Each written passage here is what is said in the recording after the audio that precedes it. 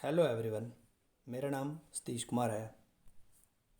12वीं कक्षा भूगोल विषय में आप सभी का स्वागत है। हमारी पुस्तक चल रही थी फंडामेंट्स ऑफ ह्यूमन ज्योग्राफी, मानव भूगोल के मूल सिद्धांत। तो ये हमारी पुस्तक चल रही थी। तो हमारा चैप्टर नंबर 4 चल रहा था मानव विकास, ह्यूमन डेवलपमेंट, और ये इस वीडियो का थर्ड पार्ट है। चलिए हम चलते हैं सीधा वीडियो के ऊपर। चलिए देख लेते हैं हम इस पीछे वाली वीडियो में हमने क्या क्या पढ़ा है।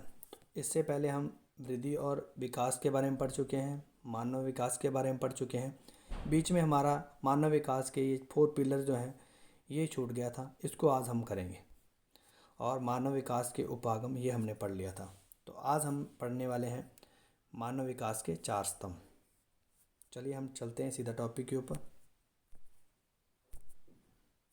यहाँ पर अगर हम बात करें तो मानव विकास की हम बात कर रहे हैं। तो मानव विकास एक आ, एक प्रकार की इमारत है जो 4 स्तंभों पर टिकी हुई है। उनके 4 पिलर कौन कौन से हैं? तो उनके 4 पिलर हैं इक्वलिटी, सस्टेनेबिलिटी और प्रोडक्टिविटी, एम्पावरमेंट। समता, सतत पोषणीयता, उत्पादकता और सशक्तिकरण। तो एक एक करके हम इनके ऊपर बात करते हैं। तो सबसे पहले बात करते हैं हम इक्वलिटी के ऊपर, समता के ऊपर, समानता के ऊपर। अब समानता से हमारा क्या अभिप्राय है? संसाधन तक जो पहुंच, हम जिस पहुंच की बात कर रहे हैं वो सभी लोगों की होनी चाहिए, ना कि किसी एक व्यक्ति की होनी चाहिए। तो अब विकास जो है वो किसी एक व्यक्ति विशेष के लिए नहीं है, हम विकास कर रहे हैं पूरे समाज के लिए, पूरे देश के लिए, पूरे एक भौगोलिक क्षेत्र की हम विकास की बात कर रहे हैं। तो पूरे भौगोलिक क्षेत्र का विकास तभी हो पाएगा जब इक्वलिटी होगी, समानता होगी। और समानता से ही सभी लोग जो है, जो संसाधन है वो संसाधन के रूप में हमारे सामने विकसित होकर आ सकते हैं। और समानता होगी तभी तो व्यक्ति, लोगों को अवसर मिलेंगे और उन अवसरों का लाभ उठाते हुए लोग आगे की तरफ बढ़ेंगे। तो लोगों में किसी प्रकार से लिंग, जाति, प्रजाति, आय या इस प्रकार से हम किसी तरीके से भी व्यक्ति में भेदभाव नहीं कर सकते। अगर इस प्रकार का कोई भेदभाव किया जाता है तो उसे हम इक्वलिटी नहीं कहेंगे। तो ये हमारा एक मौलिक अधिकार भी है, राइट टू इक्वलिटी। तो समानता का अधिकार जो है वो लोगों में होना चाहिए, तभी लोग अवसरों को एक उचित तरीके से उनका लाभ उठाते हुए संसाधन के तौर पर विकसित होकर समाज के सामने उपस्थित हो सकते हैं और समाज में विभिन्न प्रकार की अपनी जो फैसिलिटी हैं, योजनाएं हैं, सर्विसेज हैं वो दे पाएंगे। तो इसलिए पहला स्तंभ है वो है इक्वलिटी। इक्वलिटी होनी बहुत ज़रूरी है। और जितनी ज़्यादा इक्वलिटी होगी उतना ही वो समाज एक सशक्त समाज की ओर, एक विकसित समाज की तरफ हम बढ़ रहे हैं। अगर इस प्रकार के भेदभाव वाली स्थिति है तो ऐसी स्थिति में वो समाज लगातार पिछड़ रहा होगा। तो हमें समाज को आगे बढ़ाना है, ना कि पीछे लेके जाना है। अगर किसी भी समाज में अनइक्वलिटी है या असमानता की स्थिति है तो उससे क्या होगा, उस देश के नागरिकों के जो संसाधन है तक उनकी पहुंच वो सीमित हो जाएगी। तो इसका कारण है मेनली शिक्षा का अभाव होगा। अब स्कूलों में भी आप देखिए, एक एज वर्ग के बाद आप देखेंगे बहुत सारे बच्चे, उसमें खासकर लड़कियां जो हैं वो शिक्षा छोड़ जाती हैं।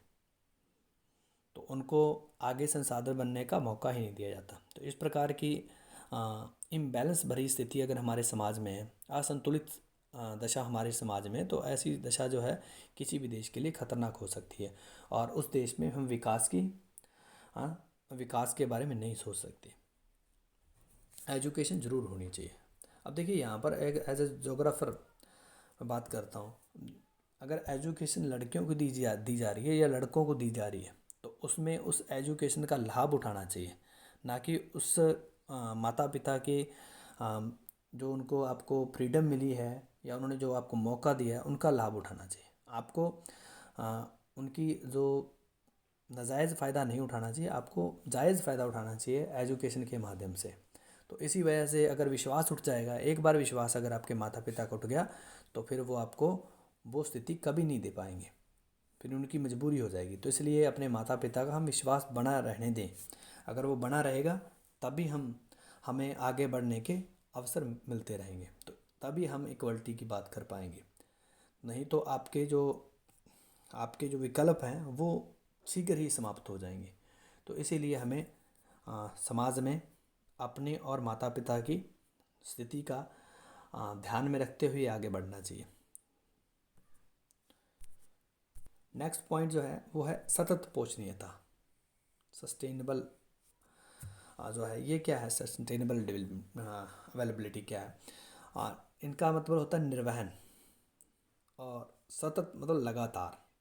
तो इसमें दे रखा है निरंतर या लगातार। पोषणीयता, आपको कुछ फीड जो है लगातार मिलती रहे। तो अगर हम इस निर्वहन की बात करें तो ये क्या है, आपको अवसरों की जो उपलब्धता है वो लगातार बनी रहे। अब अगर अवसरों की जो पहुंच है वो लगातार बनी रहेगी तो कहीं ना कहीं वो संसाधनों के साथ संबंध रखती है। तो हमें संसाधनों को इस तरीके से इस्तेमाल करें जो हमारी तो वर्तमान आवश्यकताओं को तो फुलफिल करे ही, और आने वाली जो हमारी पीढ़ियां हैं, जो भावी पीढ़ियां हैं, उनको भी विकसित होने के अवसर उपलब्ध होते रहे। तो इस विचारधारा को हम बोलते हैं सतत पोषणीयता। तो मानव विकास का ये भी एक पिलर है, जो दूसरा पिलर है। हम संसाधनों को इस तरीके से इस्तेमाल करें ताकि वो लंबे टाइम तक हमारे और हमारी आने वाली पीढ़ियों के उनका इस्तेमाल करती रहे और अपनी उत्पादकता वो बनाए रखें। अगर मान लीजिए आज हमने सारे संसाधनों का इस्तेमाल कर लिया तो आने वाली पीढ़ियाँ क्या करेंगी? तो इसलिए हमें संसाधनों को बुद्धिमत्ता से उपयोग करना चाहिए। संसाधनों का दुरुपयोग करने से हमें बचना चाहिए, क्योंकि इससे हमारी जो आने वाली जनरेशन्स हैं उनके लिए हम समस्या पैदा कर देंगे। तो इसलिए हमें सतत पोषणीयता के ऊपर हमें विचार करना चाहिए। आशा करता हूँ सतत पोषणीयता के बारे में आपको समझ में आ गया होगा। आगे अगर हम बात करें तो वो है प्रोडक्टिविटी, उत्पादकता।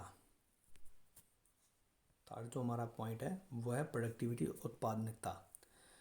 उत्पादकता से हमारा अभिप्राय है मानव का जो श्रम उत्पादन है। मानव जो भी कार्य करता है और उस कार्य करने के बाद जो उत्पादन होता है उसी को हम उत्पादकता कहते हैं। अब उत्पादकता में वृद्धि तभी होगी जब लोगों की क्षमताओं में वृद्धि होगी, और क्षमताओं में वृद्धि कब होगी? जब लोगों को अवसर मिलेंगे, और अवसर कब मिलेंगे? जब लोग एजुकेटेड होंगे। तो सभी बातें इंटरलिंक्ड हैं, एक दूसरे के साथ संबंध रखती हैं। तो इसलिए हमें उत्पादकता के ऊपर हमें ज़रूर ध्यान देना चाहिए। अगर हम एक प्रोडक्टिव समाज की तरफ बढ़ रहे हैं, हम अगर एक उत्पादन समाज की तरफ बढ़ रहे हैं जो उत्पादन को करने वाला है, तो हमें सबसे पहले शिक्षा के ऊपर ध्यान देना पड़ेगा। शिक्षा के बाद आपको अवसर मिलेंगे और उन अवसरों के माध्यम से आपको अपनी क्षमताओं में वृद्धि करनी होगी।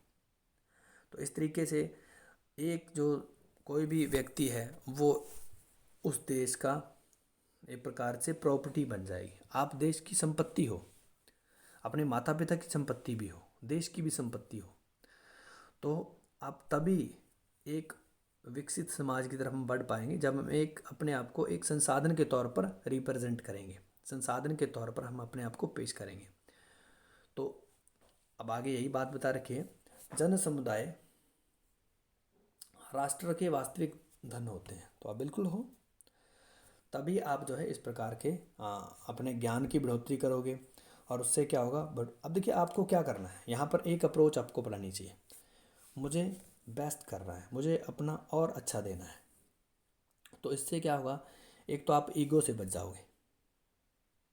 मान लीजिए आपके 100 में से 100 मार्क्स आ जाते हैं, तो इसके बाद फिर क्या करोगे? आप तो ईगो के अंडर चले जाओगे और लोगों को कॉलर दिखाते फिरोगे, ये देखो जी मेरे को तो 100 के में से 100 आ गए मार्क्स।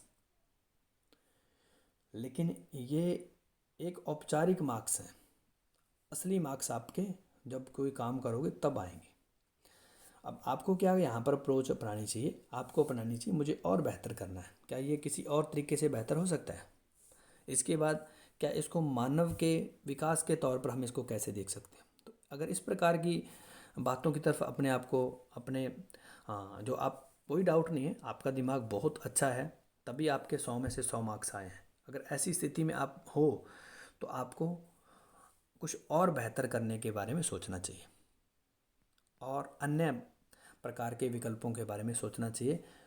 आप और ऑप्शन के बारे में सोचिए, इस ऑब्जेक्ट को हम किस तरीके से बेहतर कर सकते हैं। तो इससे क्या होगा, एक तो आपकी क्रिएटिविटी बढ़ेगी और एक आप एक अच्छे संसाधन बन जाएंगे। और आप ईगो में भी नहीं जाओगे, अहंकार में नहीं जाओगे। अहंकार में जाओगे तो नेक्स्ट टाइम आपके हो सकता है 90 ही रह जाए, या हो सकता है 0 आगे लग जाए, इधर वाला 0 कट जाए, यहाँ पर 0 लग जाए। तो आप समझ सकते हो हमें कहाँ पर 0 लगानी है, या 0 को बढ़ाना है या कम करना है।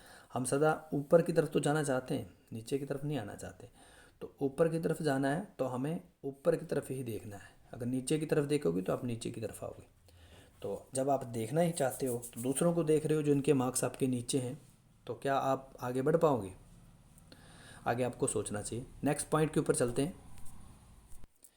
तो नेक्स्ट जो हमारी आ, स्तंभ है वो क्या है? सशक्तिकरण। सशक्तिकरण की अगर हम बात करें तो ये आपको अपने विकल्प चुनने की स्वतंत्रता देता है। सशक्तिकरण क्या मतलब? एम्पावर। आपको एम्पावर होना है। एजुकेशन तो इसीलिए हम ले रहे हैं, आप अपने जो डिसीजन है आप खुद ले पाओ, अपने विकल्प आप खुद चुन पाओ। तो इसी स्थिति को हम क्या कहेंगे? एम्पावरमेंट या सशक्तिकरण। तो सशक्तिकरण से हमारा भी यही अभिप्राय है, आप जो भी बनना चाहते हो वो आप खुद चुने, ना कि किसी दूसरे व्यक्ति के कहने पर आप कुछ काम करें। तो अगर ऐसी स्थिति है, आपको खुद अपने विकल्प चुनने की अगर स्वतंत्रता है, तो आप सशक्त हो। तो इस प्रकार का हमें समाज स्थापित करना है, और ये तभी हो पाएगा जब हम स्वतंत्रता और क्षमता ये दोनों विकसित करने के लोगों को अवसर उपलब्ध करवाएं। और लोगों को, तभी वो लोग सशक्त हो पाएंगे, तभी वो लोग आगे की तरफ बढ़ पाएंगे। एक सुशासन और लोक नीति मुख्यों का हम उद्घाटन कर पाएंगे जब लोग अपने विकल्प खुद चुन सकते हैं। अगर आप अपने खुद विकल्प खुद चुनने में सक्षम हो तो देखिए, आपकी क्षेत्र की प्लानिंग कोई और नहीं कर सकता। आपके गुण अवगुण, आपकी क्षमताओं अक्षमताओं को या आपकी कमजोरियों को आप बेहतर तरीके से जानते हो। इसीलिए आपको ही तय करना है आप क्या बनना चाहते हो, और वो बनने की अगर डोर किसी और के हाथ में आपने दे दी तो वो व्यक्ति आपको किस तरीके से नचाएगा आप सोच भी नहीं सकते। और जिसमें आपका इंटरेस्ट है आप उसी प्रकार का विकल्प चुनिए, उसी प्रकार के कार्य को चुनिए, तभी आप जो है एक सक्सेसफुली जो है जीवन जी पाओगे। अब देखिए, सपोज कीजिए आप डॉक्टर बनना नहीं चाहते और आप डॉक्टर बन रहे हो, या एक टीचर नहीं बनना चाहते और आप टीचर बन रहे हो, तो आप क्या पढ़ाओगे? आपका जब इंटरेस्ट ही नहीं है तो आप अपना बेहतर नहीं दे पाओगे। आप अपना बेहतर देना चाहते हो तो तभी दे पाओगे। अब कार्यों को भी आप उसमें भी आनंद महसूस करोगे, उसमें भी आप शांति महसूस करोगे, आपको अच्छा लगेगा वो काम करने से, जो काम आपको जिसमें आपका इंटरेस्ट है। इसलिए जो चीज़ आपकी इंटरेस्टिंग है उसी में ध्यान दीजिए, तो वो आप तभी कर पाओगे। अब किसी के कहने पर आप मत लगिए, आपको अपना रास्ता खुद बनाना है। तो खुद बनाने के लिए अपने विकल्प आपको खुद चुनने हैं। तो कम से कम सशक्तिकरण की इस विशेषता को तो आप ज़रूर अपने जीवन में लेके आइए। अपने विकल्प खुद चुनिए। अब अच्छा होगा बुरा होगा बाद में देखा जाएगा। कोई भी काम करने से पहले 100 बार सोचिए, लेकिन जब आप उसमें लग गए हो तब उसको करके ही दम लो। थोड़ी जिद्दी बन जाइए। जिद्दी होना बहुत अच्छी बात है, बुरी बात नहीं है, लेकिन अगर आपको जिद रखनी सही नहीं आती तब गलत है। नेक्स्ट एक छोटा सा पॉइंट है, छोटा सा टॉपिक है, उसको भी कर लेते हैं इस वीडियो में। मानव विकास का मापन हम कैसे करें? तो कैसे मेज़र कर सकते हैं हम मानव विकास को? तो उसके लिए इसके ऊपर 1990 के ईस्वी में संयुक्त राष्ट्र विकास कार्यक्रम UNDP, अब जितने भी प्रकार के मानव विकास के विश्व स्तर पर जो प्रोग्राम चलाए जाते हैं वो यूएनडीपी के द्वारा ही चलाए जाते हैं। तो ये आपके लिए नाम वेरी वेरी इंपॉर्टेंट है, ये आपके सामने पूछा जा सकता है। संयुक्त राष्ट्र विकास कार्यक्रम, ये यूएनओ की एक शाखा है। यूएनओ एक विश्व स्तर की ऑर्गेनाइजेशन है जो प्रथम विश्व युद्ध के बाद स्टेब्लिश की गई थी, सॉरी द्वितीय विश्व युद्ध के बाद, हाँ इसलिए स्टेब्लिश की गई थी ताकि व्यापार और शांति बनी रहे और किसी प्रकार से तीसरे विश्व युद्ध को टाला जाए। तो ऐसी स्थिति में यू संयुक्त राष्ट्र संघ की स्थापना की गई। यूएनओ इसको कहेंगे, यूनाइटेड नेशन ऑर्गेनाइजेशन, और उन्हीं की एक शाखा है संयुक्त राष्ट्र विकास कार्यक्रम, जो पूरे विश्व भर में मानव के विकास को लेकर काम करती है। तो ये एक संस्था है जो मानव विकास की एक रिपोर्ट प्रकाशित करती है। अब वो उस रिपोर्ट में ह्यूमन डेवलपमेंट इंडेक्स को ये बनाती है। अब उस मानव विकास सूचकांक उसे हम कहेंगे, तो मानव विकास सूचकांक के ज़रिए एक इसे HDI ह्यूमन डेवलपमेंट इंडेक्स ये कहा जाता है। अब ये मेज़र कैसे किया जाता है, ये किसी भी देश की स्वास्थ्य सुविधाओं, शिक्षा और संसाधनों तक पहुंच, health, education, access to resource, इन पॉइंट को ध्यान में रखते हुए इनको मेज़रमेंट करके प्रत्येक देश को 0 से लेकर 1 के बीच में स्कोर दिया जाता है और उनके आधार पर मानव विकास का मापन किया जाता है।